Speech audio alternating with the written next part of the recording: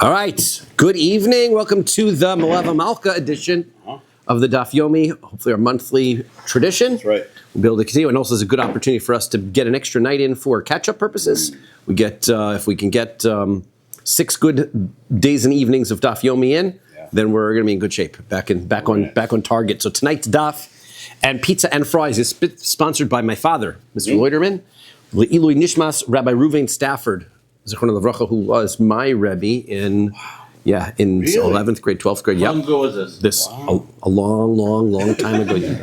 And a friend and teacher of the Loiterman family. Your site is the 18th of Teves. Wonderful person.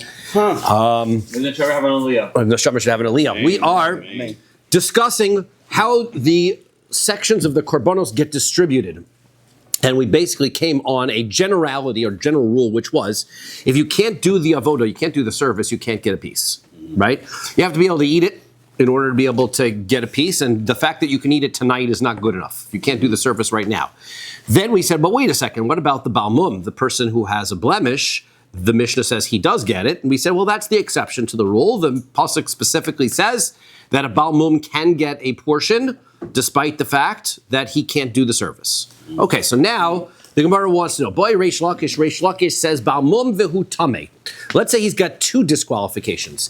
He is Balmum, but he's also tameh, and a tameh person can't eat kodshim, right? He can't eat kodshim. So mahu shiach lokalo, can you give a piece to him, right, after because he eat it tonight, after he's tohor. So can you or not? Kevan de lo chazi, do we take a look? Well, he is, he can't do the avoda, right? Because he couldn't do, but the reason he can't do the avoda is not because he's tameh. The reason he can't do the avoda is because he's a balmum. Because he was a balmum before he was tameh. So therefore, if you take a look at the reason why he can't do the avoda, you're right, he falls into the category of somebody who can't do the avoda. But if you look at why he can't do the avoda, it's a reason that Torah said doesn't matter. So therefore, if you take a look at him, maybe because he can't do the avoda because he's balmum, therefore he can get a piece. Rachmana Rabbi, the Torah included him and said that he can get a piece. Lo shna, therefore it does not make any difference between him and any other balmum. The reason you can't eat is because you're balmum. So we said that's no good problem. That's not a problem, and you can get a piece. Mali tameh, mali balmum. What difference does it make if he's tameh and has a balmum? Oh dilma. Or to look at the other way, and we say, Roy lachila, he has to be appropriate to be able to eat. Cholek, then he gets a piece. She'eno roy lachila eno cholek. And if he can't eat it, he can't get a piece. And when he was a balmum, he could eat. Now he can't because he's tameh. So which is it? Does he get a piece or does he not? So Omar Rabba says, Toshma, come and listen. Pasuk says, from Brisa, Kohen Gadol, Makriv Onein. Somebody who is a Kohen Gadol, he is the exception. We said that somebody who's an onain, a kohen who's an onain, right, has a relative who passes away, and before the burial, before he goes to Shiva, so he cannot bring korbanos. But a kohen gadol is the exception to that. A kohen gadol specifically, he can do the service. So eno ochel, but he does not eat kodshim, even though he can do the service. And eno, The whole year or after the No. For while he's an onain, right? Once the burial takes place, then he becomes an avel. Once he's an avel, he's not an onain. That's a different category altogether, right? So while he's an onain, eno cholek le'echol, right? La'erev. So while he's an onain, we don't distribute a portion to him to be able to eat that night. Shma mina. So therefore we see, Roy lachila ba'inan. You have to be able to eat, right? Even though he can, so the point is, he can do the service, but he can't eat. Therefore the balmum, you're right, he can't do the service, and it's because he's balmum. But even if he could do the service, we see that's not enough. You have to be able to eat. Since he's tameh and can't eat, that's going to make him ineligible for a portion, shma mina. So that's our conclusion. Is it balmum? Does that mean that it's a permanent? Could be permanent, could be like just even temporary, right? In our circumstances, we decide we had 2 different psukim to conclude that this rule applies to a balmum who is temporarily blemished or permanently blemished, right? If he has a broken arm. So now he is temporarily blemished, he cannot get a portion yet. He gets a portion, he can eat, but he can't do the avodah. If he gets his arm amputated, then it's permanent, yes. Yeah, unless he's a lizard. Right. Then he has another problem. Like Harry Potter. Like Harry Potter. Right, exactly. Boy Rab Oshaya. So Rabbi Oshaya asks the next question. right? Another type similar to Reish Lakish's question. Tameh bekorbanos tzibor. Let's say he's tameh, but we're talking about the community korbanos. Remember that community korbanos, we have a rule of tuma dechuya or tuma hutra b'tzibor, whichever one that it is, which is that tuma doesn't prevent, if the majority of people are tameh, tuma does not prevent the public from bringing a korban. Therefore, a Kohen who's tameh can do the avoda in a circumstance where most of the Kohanim are tameh or most of the people are tameh. Right? So now that he can do the service, now what's the halacha? Mahu shiach lukulu? Does he get a piece? The Torah says he has to be able to do the service. He's a person eligible to do the service. Even if he's tummy, he could do the service because everybody else is tummy too, and it's a public community offering. That's why Korban Pesach, we said, was our prime example. If everybody's tummy by Korban Pesach, everybody does the Korban Pesach Rishon anyway, despite the fact that everybody is tummy. O Dilma Roy Lachi Lacholik, or he's got to be able to eat the Korban.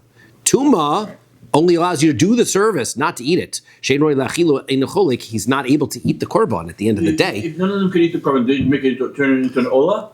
Well, it wouldn't be an ola but it's a good point. Meaning, what do you do with the left? What do you do with the stuff that you can't eat? Nobody can eat it, right? So we're going to see, because there is an example of that in the Torah case where Aaron burns a korban. In order for it to be an ola, you'd say every bit of it is eligible to be burnt on the mizbeach because it becomes a korban. The meat becomes ineligible to be eaten, but it's not eligible to be burnt on the mizbeach because it's not an ola. Therefore, you're going to destroy you're going to burn the meat in another fire off the mizbeach. We're going to discuss in a few pages where that location is. Where do you destroy where the fires are to burn the other korbanos, right? Discussion in the Gemara. But yeah, that's a great point. The answer is yes, it's burnt, but we should make a distinction between being burned on the Mizbeach, like an Ola, and being burned because it can't be eaten and there's nothing else you can do with it. Right? Amar Ravina says, Toshma, come and listen. Kohen Gadol Makriv Onain. A Kohen Gadol is allowed to bring a korban while he's an Onain. Eino Ocha, but he can't eat it. Eino Cholek Le'echol, so he doesn't get a portion to eat it either, La'erev, to eat that night. Shma Minos, so therefore you see, from this brisa again, Roy Lachila Boinan, he has to be somebody who's eligible to eat it, Shma Minos. Therefore, this person who is Tameh with a korban of the community, he cannot get a piece because he is ineligible to eat it. Even though he can do the service, can't eat it, therefore he doesn't get a piece. Next, Eino Nogeya, Ve'eno Makriv, the Mishnah says, he is not allowed to touch it, right? And he's not allowed to bring korbanos. So these are the rules that we're gonna be discussing by an onain, right? These are the rules of the onain. So the onain, again, somebody he has a relative who passes away. He's responsible for funeral preparations. He's exempt from all mitzvos in the Torah. He's exempt from positive commandments. However, he is, and not only that, but he's prohibited from doing avoda. Can't do any of the service in the Beis Hamikdash if he's a Kohen. So now let's going to discuss the rules of the onain. Onain, the Mishnah, the Gemara says, we learned in our Mishnah, onain nogeya. The onain, he's not the same thing as being tameh, right? He's not tameh. He just has a prohibition against doing the service like somebody's tameh, but he's not tameh. So therefore, there's no problem if he touches a korban, he doesn't transmit tuma to that korban just because he's an onain. Or a mini, but we have a contradiction to that because we have a Mishnah in Meseches Chagiga. It says, onain umechusar kippurim, a onain, and somebody who's mechusar kippurim. Mechusar kippurim, as we said, that there's folks that they have a purification process, somebody who's a mitzorah, somebody who's a zav, and part of the purification process is after they wait through the time that they have to be pure, then they have to bring korbanos on the last day, the 8th day after their purity is complete, they have to bring korbanos. After the mikvah? After the mikvah, yep. So they are mechusar kippurim, that's what it's called. The last thing that they did not do is bring their korbanos. So tzrichen tvila lakodesh. Even though they have completed, right, once they bring their korbanos, they are prohibited. As you said, they already went to the mikvah. They're midirabanan prohibited, rabbinically prohibited to eat kodshim still until they do one more tefillah, right? Because since they couldn't eat kodshim anyway, because they were Mechusar Kippurim, or an Onain for that matter, we're going to consider them to be rabbinically tamei because potentially they didn't pay attention to what they were doing, what they were touching. It made no practical difference. If I'm somebody who's going to eat kodshim all the time, so then I have to be careful. I might eat kodshim later today, so I don't want to touch anything that's tamei. But if I know I'm not eating anything that's kodshim anyway because I still have to bring korbanos, then maybe I'm going to touch something without paying attention. Therefore, they said, midirabanan, we're going to tell you to go to the mikvah one last time. So therefore, if the onain is tamei midirabanan, how does our Mishnah say that the onain can touch korbanos? He should be tamei midirabanan and not allowed to touch the korbanos. So, Amar Rabbi Ami, Amar Rabbi Yochanan. Rabbi Ami says later, Rabbi Yochanan, lo kasha, it's not a contradiction. Kan b'shetaval, kan b'shelot taval. The answer is, we're talking about while he's still an onain and he went to the mikvah. He already took care of that Tuma D'Rabbanan problem, and therefore Mishnah says, okay, now that he's gone to the he's an onain, he's gone to the mikvah, he's fine. The Mishnah that says that he has to be Tamei D'Rabbanan is when he doesn't go to the mikvah, right? If he doesn't go to the mikvah, then he's Tamei D'Rabbanan, don't touch a korban. V'chitavo maihavi, okay. So what difference does it make if he went to the mikvah? Ha-hadra aleaninus, right? He's still an onain all day. So if he's an onain all day, so great, he went to the mikvah. Now he's an onain after he's finished. So then he's tamei again, right? Tuma D'Rabbanan, as long as he's an onain. So go to the mikvah. What difference does it make? So the answer is, De'amar Rabba bar Rav Huna, as Rabba bar Rav Huna says, onain shetavel aninuso choseres alav. Rabba bar Rav Huna says, an onain that goes to the mikvah while he's still an onain, he's still an onain. So therefore the tumah comes back. As soon as he gets out of the mikvah, it comes back. So the answer is, lo kasha, it's not a contradiction. Ha de asach date, ha de lo asach date. The answer is, depends if you're paying attention or not, right? If this person makes a special effort after he goes to the mikvah and he's an onain, says, I'm going to focus and pay attention, even though I'm not eating kodshim because I'm an onain, I'm going to pay attention and focus and make sure that I didn't touch anything. Then if he touches a korban, he can say, but I know for sure, guarantee, I didn't touch it. What Tuma D'Rabbanan is, if you didn't pay attention, we're going to presume you to be tamei. Then, therefore, that's what this statement of Rabba bar Rav Huna is, that if you didn't pay attention, then you go back to being tamei again, because you're still an onain. Okay, Hesech Hadas.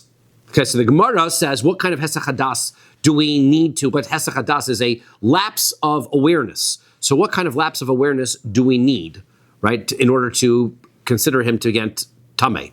So if he didn't watch himself from Tumah, so then how do you know he didn't touch a mace? Well, if he touched a mace, then just dipping in the mikvah is not going to help him, right? Shlishi shvi boy. We should be worried that he needs to wait 7 days, and he's got to get sprinkled with the ashes of the paraduma on day 3 and day 7. He doesn't know what he did. So therefore, Tuma D'Rabbanan, he should be Tamei Mid'Rabbanan even for 7 days. Dama Rabbi Yostoi b'Rebbi Masun, Amar Rabbi Yochanan. So Rabbi Yostoi, Rabbi Mason says later, Rabbi Yochanan, Hesach Hadas Tzarich Hazor Shlishi Ushvi. That a Hesach Hadas, if a person is tahor, doesn't pay attention, he's not careful with himself, so he has to presume he's tamei meis, right? All of us are going to presume we're tamei meis, go back to the base of Mikdash, and it should be rebuilt. We're not paying attention. We don't think we're eating korbanos tomorrow, so therefore we're all going to be presumed to. We probably are, but even if we're not, we're going to presume we are, and we're going to need to get sprinkled with the ash of the paraduma. So lo kasha, so it's not a contradiction. Hod asach date mitamei meis. Hod asach date mitamei sheretz. The answer is he could have paid attention and said, I'm not going to touch a mace. But he didn't pay attention that much, and he could have touched the sheretz. So he could be tamei for, like, we're going to say he's rabbinically tamei for sheretz, but not rabbinically tamei for tumah, because he would have paid attention to that. So tamei sheretz, tamei me'al yahu. Ha'erev shemesh boy. So he says, okay, but if he touched tumah of a sheretz, then he's 100% tamei. So going to the mikvah right now isn't going to help, because even if he goes to the mikvah, he's going to become a tvul yom, and he's tamei until nightfall anyway. Ve'od, and furthermore, afilu trumanami. So then, why is this a rule by kodshim, that he has to dunk in the mikvah in order to eat kodshim? If this is the rule that he has tumah, he shouldn't be allowed to eat truma either, because he's tamei. From mean tamei people can't eat truma too. So therefore, we have to change what we mean by Hesech Hadas. What are we talking about, Hesech Hadas? Amar Rabbi Yirmi says, we're talking about Be'omer nishmarti midavar ha mitame'eni velo nishmarti midavar ha posleni. He says, I was careful not to touch anything that would make me tameh, but not something that would make me puzzle. What's the difference between tameh and puzzle? So understanding how tumah works. Everything starts at a high level, and then every time it comes in contact with the next level of something, it's one step less. So you have an avi avos tumah, a dead body is the highest. Something touches that becomes an avatuma. Something touches that becomes a rishon tumah. Something touches that becomes a sheni tumah. Something touches that becomes a shlishi, and then a revi. So the thing is that not everything can become a sheni. Food and kalim, certain things can be mitame, certain things without getting into all of those details. But truma can become a shlishi latuma. Regular food cannot. There's no issue of anything. It can't be any further than a sheni latuma. And kodshim can even become a revi'i latuma. Now, when you get to the terminal level of tuma that something can be, let's say truma becomes a shlishi latuma. If that truma touches something else, then that cannot transmit tuma any further because it's already at the last level that it can be. That's called puzzle. That last level of tuma is called puzzle. So therefore, what happens is he was careful.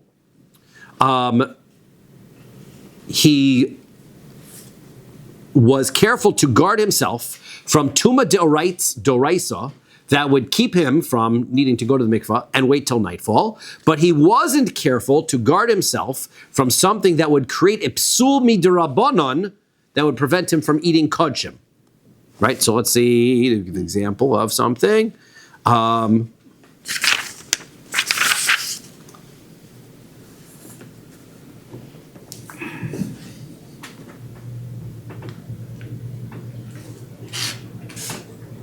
Yeah, I don't know if he doesn't bring any examples here.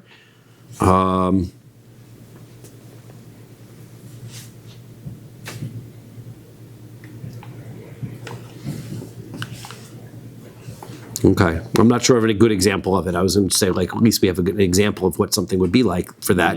But he's guarding himself from those items that would be real Torah problems of Tumah. He's not going to touch Tamei Mace. He's not going to touch a sheretz. But he isn't careful about those things that are creating Tumah that are going to transfer to him, midirabanan, and therefore make him puzzle. But even though he's Tamei and he can't eat kodshim, he wouldn't be able to have a problem with transmitting Tumah to the next level because it wasn't a Doraisa level Tumah. Therefore, if he goes to the mikvah, he's fine, right? Because he doesn't need, because it's only rabbinic Tumah, so he doesn't have to wait till nightfall. And so therefore, that's why once he goes to the mikvah, if he pays attention, he's okay. But if he doesn't pay attention, then we presume that he touched these things. Okay? So now... Is there like a very complicated thing, right? Yes. Is there a supply chain that you can... Before a Kohen touches anything, they inquire like where has this thing been? If you go to the area of the Beis Hamikdash, you see mikvahs were everywhere around it, right?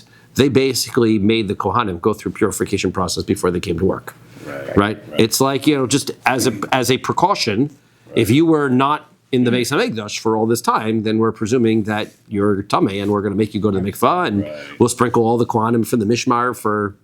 The Kohanim themselves may have been careful from levels of Tumah because they were eating Truma, right? So therefore, in their houses, they were always careful. But for Kodshim, they might go to the mikvah again anyway, right? So therefore, the answer is they were adding precautions, right? So they were always going to the mikvah every day. They were going, and so that's all of these precautions. When the shear comes tomorrow, that's what the blockchain use will be for. You have exact traces of where everything's been. Yeah. Yeah, that's right. So, okay, now, the problem here is, what we've established is a very, kind of a weird sort of a guarding, right? He's careful, but he's careful only from touching some things, not touching other things, right? He didn't touch any doraisa tumah, but he wasn't paying attention to the rabbinic tumas, right? So, mi'ika nitirusa lapalga, somebody guard himself part way. I mean, if he's paying attention, he's paying attention. Just don't touch anything tamei, right? What does that mean that he paid attention a little bit? How does that work? Is that something? So the Gemara says, yeah, that is something. Yeah, people do that. Vehatanya, right? We have a brisa that suggests this. Odehu hasal al rosho, right? Let's say somebody has a basket of figs on his head. Magrefa besocho. And the shovel, the scoop that they have to scoop out the figs is inside of that basket. The Amar, and he says, Libi al asal, ve'in libi al magrefa. He says, I'm paying attention to make sure nothing tamei touches this basket of figs. But he doesn't pay attention to the scoop that's in the same basket, right? Hasal tahor, the sal is tahor. Magrefa tameya, right? The magrefa becomes rabbinically tamei because he didn't guard it. So now, how could that be? If he watched the basket, the scoop was in it, right? Utitame magrefa lesal. So he says, well, if that's the case, why doesn't the scoop make the basket tamei? Whatever touched the scoop would have made the basket tamei, and therefore the basket's tamei. So the answer is, ein kli mitame kli. The answer is, the reason why is, even rabbinically, if you have a utensil that becomes tamei, it can't transfer tuma, the levels, right? In order to become tuma, you have the levels of tuma that you can transfer. The last level that a kli can become tamei is a rishon. It cannot transmit tuma. You can't transmit tuma from one utensil to another utensil. If I've got my mug and you've got your mug, l'chaim, and we do that, that doesn't transmit tuma. That's not going to transmit tuma. But it could poison your other cup if you do it. Poison is not the same as tuma, right? So no, whatever the rules of poison are completely separate from the discussion, right? But it would make it puzzle even, right? Because it's not going to transfer at all. Tuma and that's the point of this, is that if I was careful about the basket, and I'm careful about this, and I'm not careful about the scoop can become tamei while the basket's still fine, because even if the scoop becomes tamei, the basket isn't. Okay? Now the question is, though, utitame mashe besocha, what about the figs that are in the basket, right? Because the scoop is touching the figs, and the kli can be matame the figs that are in it. So Rava says, Be'omer shemartiha midavar hametamah velo shemartiha midvar haposla. I guarded it, even the scoop, and this is where we go back to our rule, right? I guarded it from some level of tuma that it could become puzzle in itself, but it wouldn't be able to make the figs tamei. It wouldn't be able to transmit to the next level. But it would be, I didn't guard it itself I didn't guard the utensil itself from becoming tamei, but I guarded it enough that I know that it wasn't tamei enough to make the figs puzzle. Right? So therefore, as far as truma is concerned, right, the scoop is considered to be puzzle, right? But it's not going to be matame the figs which are in it, right? The basket protected it. His guarding of the basket protected it, right? He had guarded it, and therefore the figs are guarded within the basket, and therefore, right. So therefore, what do we see? We see that you can protect something to a certain degree, right? That scoop is being protected only to some point, not all the way through. Therefore, a person can protect himself only to a point, but not all the way through, and that is basically the bottom line to how we're going to explain the contradiction between the Mishnah and Chagiga and our Mishnah, which talks about an onain, whether you can touch korbanos or not. The answer is, as long as he went to the mikvah, as long as he's careful, there's nothing inherently tamei about an onain. It's just that midirabanan, we know that since he's an onain, he's not careful, therefore, because he's not going to eat kachim anyway, therefore we tell him go to the mikvah. But if he's careful, then he can become tar. That's how we learned it. Okay. Now let's go back to that discussion. Igalgel milsa umatay lekame de Rabbi Abba bar Mamo. So this discussion about this Mishnah that we have here, in the Mishnah in Maseches Chagiga, this contradiction, there was a lot of discussion about it over generations and years, and it found its way to Rabbi Abba bar Mamo. Amar Lahu, he said to the Bnei Yeshiva, Lo Shmiya Lahu Ha de Amar Rabbi Yochanan. Didn't you hear that which Rabbi Yochanan said on this rule? He said, Amar Rebbe, Ha'ochel Shlishi Shel Truma, if somebody consumes something which is a Shlishi, third level of Tuma, which is Truma, so then, Aser Le'echol, then he himself becomes a third level of Tuma, and now he cannot eat Truma, because that level, as we said, the third level of Tuma applies to Truma. Mutter liga, but he is himself able to touch Truma. Why? Because he can't transmit Tuma beyond being a third level to Truma, because third level is the terminal level for Truma. So he can't transmit Tuma through touching, but he can't eat Truma. Alma, So therefore, that seems to say to us, B'achila avod rabbanan maila, b'negia lo avod rabbanan maila. The rabbanan were more strict about eating the thing than touching the thing. So therefore, the reason why they established that he's got to do tvila, right, is because he didn't watch himself from tuma. That's as far as eating kudshim. Right, we don't want this onain to eat kudshim until he goes to the mikvah, because we see the Rabbanan made extra rules in order to protect you from eating something while you're in a status of being tameh, right? But they didn't worry about you touching it. So therefore, when our Mishnah says you're allowed to touch it, that's talking about touching it. When the Mishnah Chagiga says he's got to go to the mikvah, that's talking about when he's going to eat it. Eating it is more severe than touching. So therefore, he's got to go to the mikvah when he's going to eat it, but he doesn't have to worry about going to the mikvah when he's going to touch it. So that's how he explains the contradiction between the two Mishnayos. Okay, the Mishnah says, "Eno cholek lechol." We're talking about this. The onain, he can touch korbanos. He can't do the service, and he doesn't get a piece of the korbanos. So now, the Gemara asks a question from another Mishnah that says, Miflag hu delo palig, v'chi mezamni le achil. He doesn't get a chelek in eating the kudshim, right? He can't eat it that night. However, right, if his friend saves him a piece, then it wouldn't be a problem for him to eat it that night, right? Because after all, he can't get a chelek, can't get a portion. But there's no problem that night with him eating kudshim. Uramini. But here's a contradiction to that, right? That implies aninos is a one-day proposal, right? You're an onain for a single day. Night time comes, you're not an onain anymore, because that's what our Mishnah says. That day he can't eat it, but that night he can. So therefore, there's no aninos, doesn't go into the night. But here's the contradiction. The Mishnah in Psachim says, onain, a person who's an onain, tovel, he goes to the mikvah, the ochel es pischo la'erev, and he can eat his korban pesach at night. Aval lo bekadshim, but not other korbanos. Can't eat any other korbanos. Now, we're trying to figure out what's going on here. How can he eat a korban pesach, but he can't eat other korbanos? But it definitely seems that it's a contradiction of our Mishnah, which seems to imply that he could eat all other korbanos. So, Amar Rav Yirmiyah Midifti. So Rav Yirmiyah Midifti says, lo kasha. It's not a contradiction. Kan bepesach, kan bishar yemos Hoshana. We're dealing with two different rules. We're dealing with one rule of Pesach, one rule for the rest of the year. B'Pesach, what's the difference? B'Pesach, on Pesach, idea de achol Pesach, achol nami kodshim. When it comes to Pesach, since they allowed him to eat the Korban Pesach, so then they said, you're allowed to eat other kodshim as well. What's going on here? What's probably going on here is it seems that the Rabbanon extended Aninus, the onain status, into the night. They said, okay, great, but we're not going to prevent you from eating a Korban Pesach with that rule.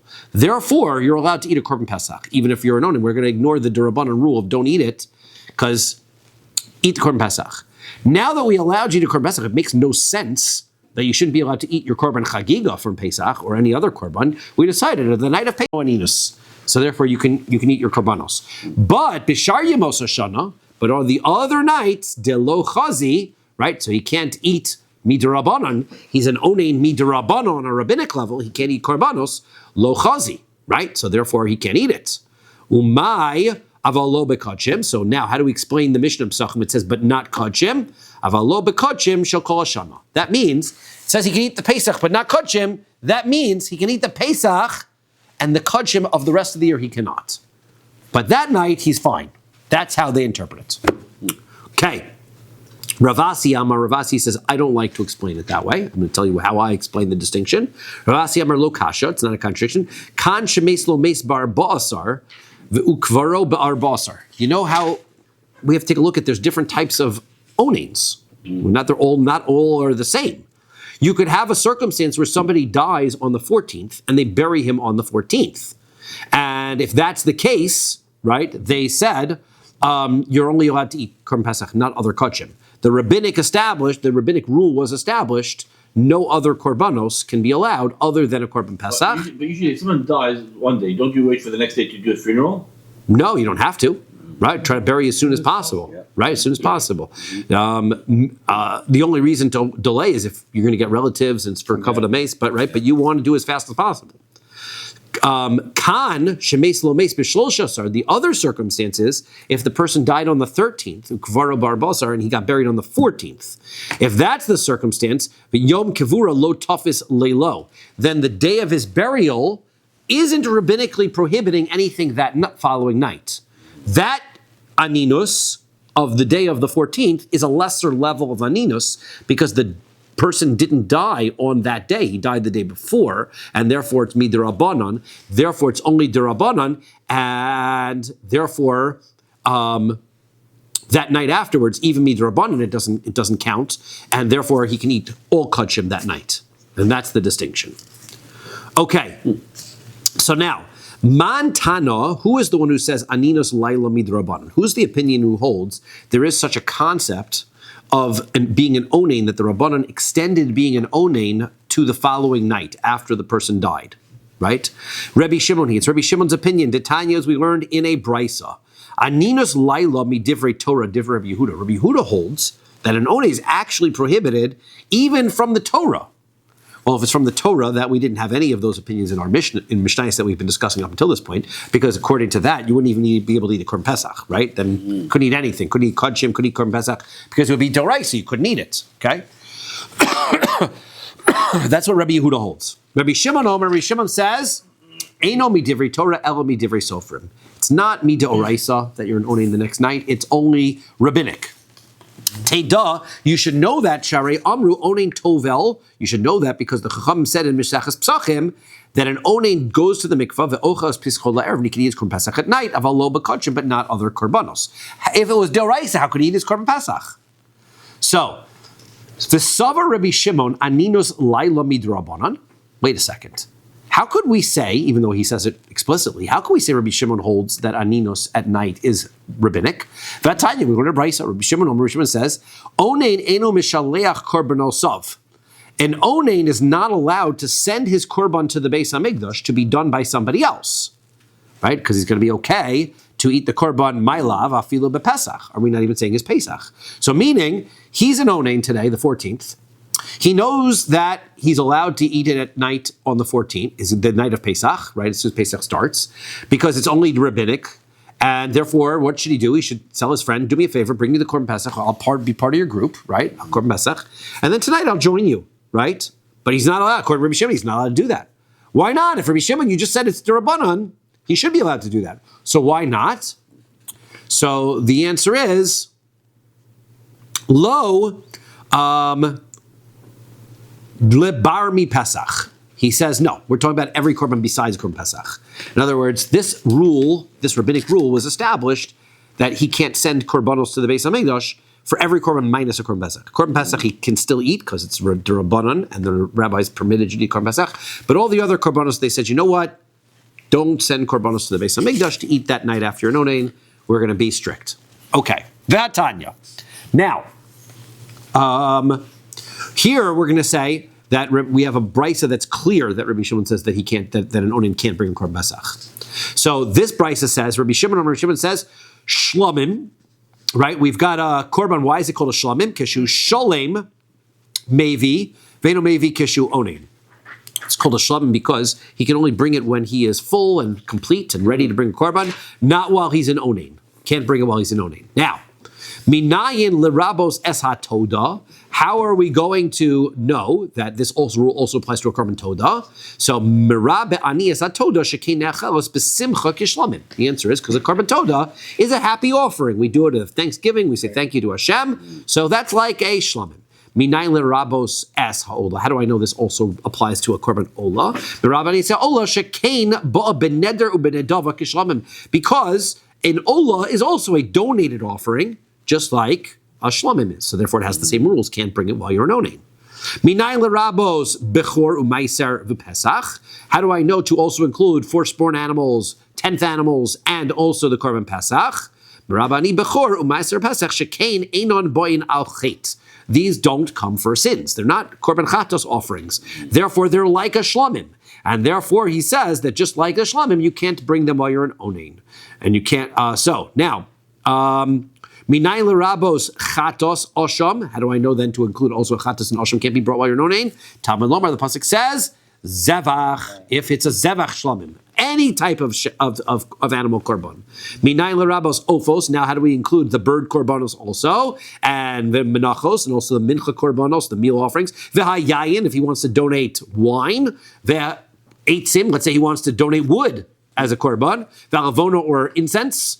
Tamid lomar shlamim korban. No, his korban is a shlamim. Kol korbanos shehu mevi. Any korban that he brings, keshu shalim, it has to be shalim. He has to be shalim. He has to be mevi. Then he can bring it. Ve'eno mevi keshu oni. Can't bring any of these korbanos while he's an onin. Ktani miha. Now, at the end of the day, he cannot bring any of these as a korban. And then it said one of the on the list was Pesach. He could not bring the Pesach.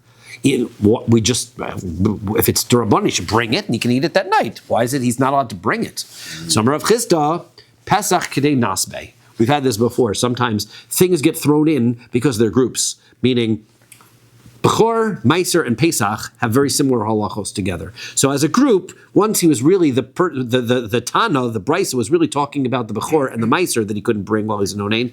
It just threw the word Pesach in because they come as a group. But halachically speaking, he can bring a Pesach, and that's why it's not a contradiction. Rav Shesha, Summer of Shesha says no. My Pesach, what does it mean when he says Pesach? Shalmi Pesach. He doesn't mean the Korban Pesach itself. He means the Korban Chagiga that comes together with the Korban Pesach.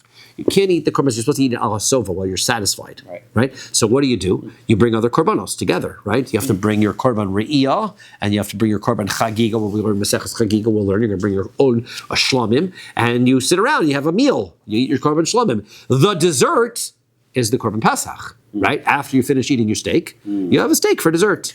So that's what your Korban Pesach is. Now, right? So this Korban Pesach, that it doesn't mean that he can't bring a Korban Pesach, because he can bring a Korban Pesach. It means he can't bring the Korban Chagiga that comes with the Pesach. So this agrees with that opinion that says that you can't eat kodshim even the night of Pesach, right? Not according to the opinion that says it was all the other nights that he couldn't, but he was allowed to eat it that night. Okay. The afikomen comes to represent this. That's correct. The Korban Pesach is the afikomen because you can only eat it as desserts.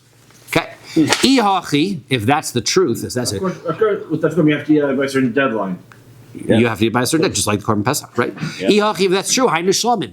Then why is it Korban Chagiga is a Shlamim? So why is it listed as Pesach when it means a Shlamim? So the answer is Tana Shlamim Haboy Machmas Pesach, V'Tana Shlamim Haboy Machmas Atzman. It's two different Shlamims, right? We had Todah is also a Shlamim for that matter, right? It's a Shlamim that comes because of itself, and a Shlamim comes because of the Pesach. Salka Daita Chamina, because I would have thought to have said, Ho Machmas Pesach also, since it's come because of the Pesach, and he can bring the Pesach, Kigufei de Pesach Damu, it might be permitted for this Onin to eat that Korban Pesach at night together with the Korban Chagiga. Kamash Malan, no, he cannot, right? Can't eat any Korban other than the Korban Pesach. Rav Mari Amar, Rav Mari explains the contradiction in understanding Rabbi Shimon. Lo kasha, kan shemes lo mes bar basar, ukvaro bar basar. One is the circumstance that Run Bryce is talking about where the person died on the 14th, and then he buries the person on the 14th. Kan shemes lo mes b'shlosh asar, ukvaro bar basar.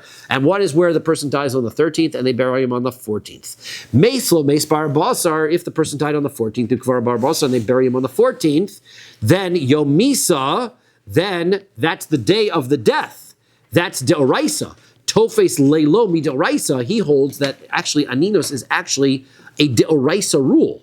And therefore, not that is rabbinically prohibited that night, it's actually Deoraisa that night. He can't eat the Korban Pesach because it's a Deoraisa rule. That night you're still an owning. Meislo Meis B'Shlosha Asar, but if it's the 13th, and you bury him on the 4th, and the burial is on the 14th, then Yom Kivura, then it's the day of the Kivura. That is Aninos Midrabanan. That's Darabanan, Eno Tofes Leilo El Midrabanan, and therefore the Aninos is only rabbinic the night after. That's the difference. Right? His difference, this viewpoint is a little bit different than the previous viewpoint, is that this viewpoint introduces the potential that there's actually a Deoraisa level of Aninos the night after Yom Kivura. Before we had the discussion of whether there was a the day of the burial. Yes. Right. Okay, so now Rav Ashi says no, Rav Mari, that can't be. Amar le Rav Ashi Rav Mari. Rav Ashi says to Rav Mari, ve'ela ha dikatani. Take a look at what's written in this brayso. Amar lo Rabbi Shimon. Rabbi Shimon says, right? Remember that Rabbi Yehuda said Aninos is Deoraisa. Rabbi Shimon turned around and said it's Rabbanan. So Amar lo Rabbi Shimon. Rabbi Shimon says Teida I will tell you that the aninus at night is only derabanan. Sharei amru, they said that ein onein tovel v'ochel es pischo, and onein can go to the mikvah and eat his korban pesach, aval lo b'kodshim, but he can't eat kodshim. Now, name a lay. So now, why didn't Rabbi Yehuda answer him?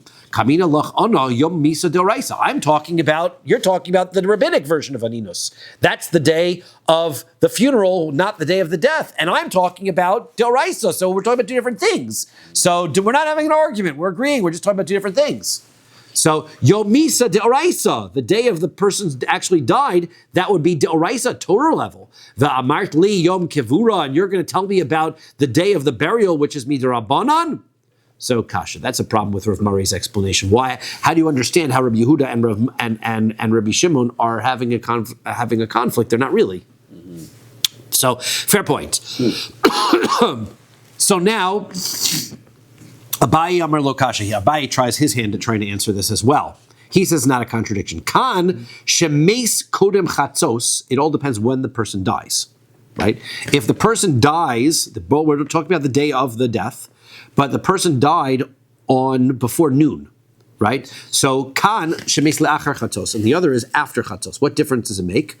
Kodem chatzos, if the person died before chatzos, delo ichse lepesach, it's before his obligation to bring korban pesach comes. You can't shech the korban pesach until the afternoon. Remember, it says bein arbaim has to be in the afternoon. So therefore, he's an onein first and never chayav in bringing korban pesach. Therefore, chayle ale aninus, the aninus falls on him, and therefore, by the time the korban pesach falls around, he's already an onein. It's too late. He doesn't bring it. And therefore he can't eat it that night. Acher chatzos, but if the person dies afternoon, so he was already chayav in korban pesach first, de'ichzi lepesach lo chayle aninos, then the aninos doesn't happen yet. When there was a moment that he was chayav in korban pesach, then he becomes an onein. Then that night he can eat the korban pesach again, because once the aninos leaves, right? There has to be a moment when he's chayav in korban pesach. Okay. Now, the Gemara wants to know, where do we see such a circumstance that there's a difference, that between whether the person before chatzos or after chatzos? Ditanya, we learn in a brisa as follows, right? As far as the kohen becoming tummy mace to a relative, the pasuk says. The whole pasuk starts off with ki im l'she'eroa karove love, if he has a relative who passes away, and then the pasuk lists the relatives that he can become tamei to. Like your wife, your mother, your wife, or whatever. Father, mother, sister who's unmarried sister, brother, son and daughter, and wife. Yeah, spouse. So those are your 7. So now, that's the only time you could go to a funeral. After that, you can go back. Yes. The coin. So now it's pasuk says la'achoso, right? His unmarried sister. So lo yitama. So you shall become. Pasuk says lo yitama. You shall become tamei to her. Pasuk. This brisa says mitzvah. It is a mitzvah. The Torah says it's a mitzvah in order to take care of their burial, not just ava. Lo ratza. If he doesn't want to, he says I don't want to leave. I'd like to do it's my turn in the Beis Hamikdash. I don't want to miss it. So mitamin also al korcho.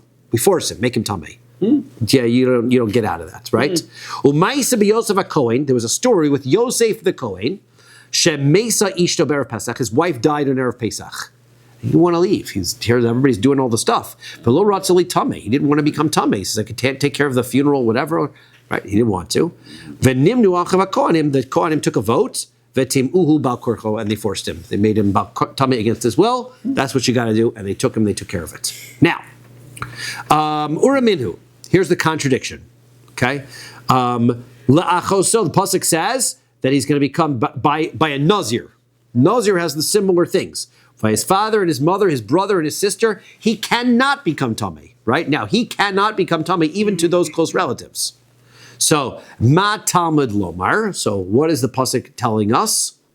Right? After he says that it's usher to tamei from his father and his mother, so for sure he can't be tamei to his sister. We already understand. We get it, right? Why do you have to go through every relative?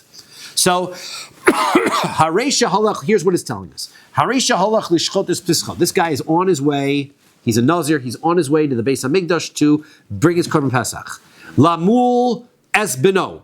right, he also has to give a bris milah to his son, because he can't bring korban pesach as long as he's a chayiv. If there's a milah that he has a requirement to bring, he's going to be so he's got to do these are two very important mitzvahs aseh, because if you don't do these two mitzvahs aseh, you're chayiv kares for them. So very important you do these. Okay, while he's on his way to take care of these two things, the shama shemes lo mes, he hears, one of his relatives has passed away. Yochol yitama, you might think that he should become tummy in that circumstance and not do the korban pesach. So amarta lo yitama. So the pasuk says he shall not become tummy. So rather he should bring his korban pesach. So yochol keshem shalu yitamei la'achoso kach emetame lemes mitzvah. Okay, so fine. So he's not going to become tamei to his sister or to any of the other relatives, because that's what you're supposed to do when you're a nazir. What about if the mace is a mace mitzvah? Well, he comes upon somebody who has nobody else to take care of the burial.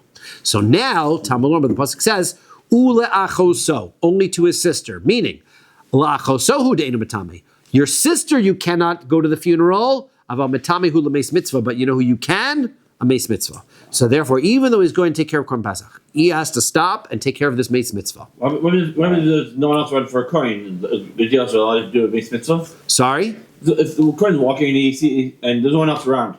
Kohen's got to take care of it also. Even a Kohen Gadol, right? We're going to see, right? We're going to see what if he's a Kohen Gadol and a Nazir and he's got all of these mitzvahs upon him, right? So now, okay, we're going to escalate this, right? Yes, we escalate this. So now, it says the Korban Pesach is supposed to be, right? First, on the one hand, we said the Korban Pesach is before any of the Krovim, any of his relatives, but the first brisa said that this Kohen has a mitzvah, right? He has to stop and he has to become tamei. So how do you explain the two? Does he do the korban pesach or not? So lav shmami, no, don't you see from here? Kan kodem chatzos, kan lachar chatzos. It all depends, right? The second brisa is talking about his relative died after chatzos.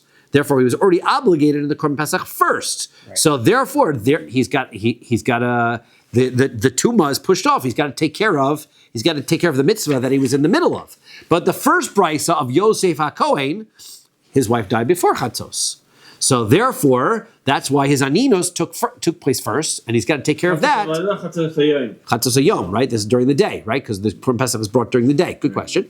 So therefore, he has to be tamei to his wife. So therefore, you see that there's a distinction. We try to make the distinction between whether the requirement of Tuma comes before or after. Okay, now, Mimai, who says that's the distinction between the first brisa and the second brisa? Dilma liolam emelach idi v'idi achar chatzos. Maybe the difference is that maybe both of these people died after chatzos.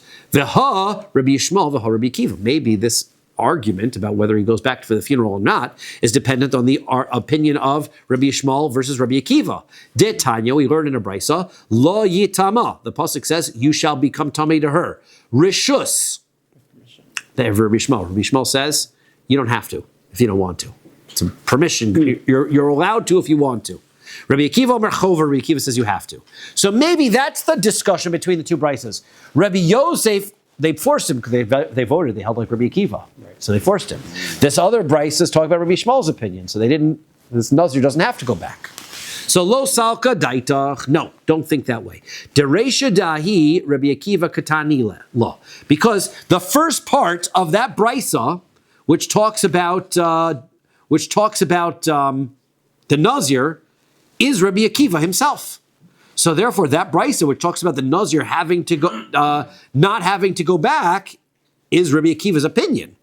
Ditanya, we're going to brisa. Rabbi Akiva says nefesh. The pasuk says that by the Nazir, Kol Yimei Hazirol Hashem, all the days that he has to be a Nazir to Hashem, Nefesh Meis Lo Tavo, he's not supposed to come in contact with somebody who's dead. I'm reading the pasuk that's before this. L'aviv limo, la'achiv la'chaso, that's his father, his mother, his brother, his sister. Lo yitama lahem b'mosam, don't become tummy to them when they die.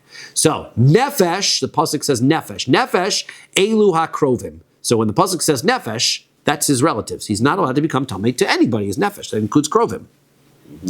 Mace elu arachokim. Then a mace means anybody who's not related to. Can't become tummy to anybody. Not his relatives, not his relatives. Then we've got la'aviv. Then the pasuk says for his father. Einam Matame, he can't become tummy to his father, but who can he become tummy for? Of a Matame who mace mitzvah, but he can become tummy for a mace mitzvah. Then it says Le'imo, for his mother. That means Haya Kohen Vu Nazir. Even if he was a Kohen and a Nazir. Therefore, for two reasons he should become tummy. Therefore, nevertheless, he is he still has to become he's still right. He's going to say, "I'm not going to become tamei." He's a kohen and a nazir. Still have to become tamei for a mace mitzvah. Le'imo. Then it says his mother. Right. Le'imo hu de'eno matame. His mother. He can't become tamei of a matame hu mace mitzvah. Even if he's kohen and a nazir, he still becomes tamei anyway. Then it says la'achiv. We go next step. We escalate it. Then it says his brother. So why does it tell me his brother? She'im haya kohen gadol vehu nazir. Even if he's the kohen gadol and a nazir. Only his brother he can't become tummy. Of a matame hula mace mitzvah, he can become tummy for a mace mitzvah. Then it says ulachoso his sister. Matama lomer. What does it say? This is where we picked up the brisa in the middle of the action. Haresha halach lishchot es pischo v'lamur es beno. He's even a kohen gadol who's a nazir on his way to doing the korban pesach. Or to give a bris milah and give a bris milah to his son. V'shama shemeis l'meis, and he finds out that somebody died. Yachol yitameh, yitama. You think that he might be able to become tameh? Amart lo yitama, says he cannot become tameh. Yachol kishem shin metameh lacho. So you might think that just like he's not able to become tameh to his sister, kach ena metameh lemeis mitzvah, he can't become tameh to a mace mitzvah. Tameh lomar v'lachoso. That's why the pasuk finishes off ulachoso, meaning lachoso lo yitama, he cannot become tameh to his sister. Ava yitameh hu lemeis mitzvah, even though he's going to ruin his korban pesach, even though he's a kohen gadol, even though he's a nazir. Nevertheless, mace mitzvah always takes priority. And so therefore, that can't be an answer, right? To the answer, you cannot say that this is not Rabbi Akiva. That whole brisa is Rabbi Akiva. So Rabbi Akiva is telling us that although you have an obligation, right? You have an obligation, right? So he says this is this brisa that says that you cannot become tameh. So we need a better explanation for why it is, whether you can or you cannot. Why is they forced Yosef to HaKohen to become tameh? They forced him to, and then this guy, right? He doesn't. So Rava explained. So he's going to explain this distinction in Rabbi Shimon. Rava Amar, idi ve'idi achar chatzos. Both circumstances could be. So we explained it before. We explained the difference between the two is whether it's before chatzos versus after chatzos. Before chatzos, you had an obligation for the mace first, then you have to take care of the mace. If you were already after chatzos, you had an obligation to take care of the korban pesach. Then the korban pesach comes first. Rava says, idi ve'idi achar chatzos. Rava says, no, we're talking about after chatzos both ways. V'lo kasha, it's not a contradiction. Kan kodem sheshachtu v'zarku alav, kan la'achar sheshachtu v'zarku alav. It depends if they brought your pesach or not. Once you're already in the mitzvah, right? That's how he learns it. It's not once you're obligated in the mitzvah. He says, even if it's after chatzos, but you haven't started the pesach, you still got to go take care of the mace. Right? You still are, and you're exempt. But after chatzos, and you've started a pesach, then you don't. So Rav Adar bar Matana says to Rava, what's your point? Once you've already done the korban pesach, it's already done. We're not asking that question. Obviously, the question, what's your question? Can he bring the korban pesach? He's already brought the korban pesach. Can he eat it that night? No reason not to. He's already brought it. So that's not going to be, that's not the point of the brises. Okay, there's so I'll just finish this little section up. So Amar le Ravina, so Ravina says to Rav Ada, to explain the explanation of Rava, Amar le Ravina, achilas psachim me'akva. He says, because he holds that eating the korban pesach is required. So the issue here is, can this guy eat the korban pesach or not? So, okay, I understand he's already brought the korban pesach, but he might not be able to eat the korban pesach. And so you say, well, he brought the korban pesach, but eating the korban pesach is required. If you don't eat the korban pesach, you haven't fulfilled your obligation. Like me, the Rabbi bar Rav Huna says.